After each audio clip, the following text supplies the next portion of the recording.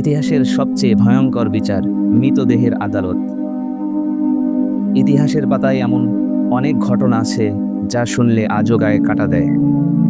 আজ আমি আপনাদের শোনাবো এক অবিশ্বাস্য আতঙ্কের ঘটনা, মৃতদেহের বিচার। সময়টা 1897 সাল।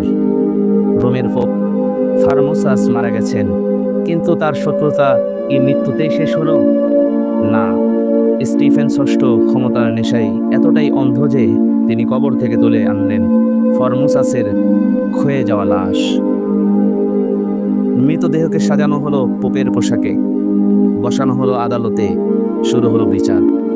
একজন ডিকন মৃত পোপের পক্ষে কথা বললেন, কিন্তু দোষী সাব্যস্ত হলো ফার্মোসাস।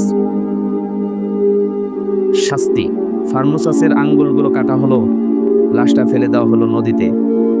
কিন্তু জনগণের রাগ থামল না। কিছুদিন পরেই পোপ স্টিফেন ষষ্ঠ বন্দী হয়ে নিজেই মৃত্যুর মুখে পড়লেন। এই গল্প থেকে শিক্ষা: ক্ষমতা মানুষকে অন্ধ করে দেয়, নিষ্ঠুরতা কখনোই স্থায়ী জয় আনে না। ইতিহাস সাক্ষী, যে অন্যায় করে তার পতন নিশ্চিত। তাই আজই নিজেকে জিজ্ঞাসা করুন, আমি কি ক্ষমতার মোহে অন্ধ হয়ে যাচ্ছি, নাকি বিবেকের পথে চলছি? চিন্তা করুন, কারণ ইতিহাস কাউকেই ক্ষমা করে না।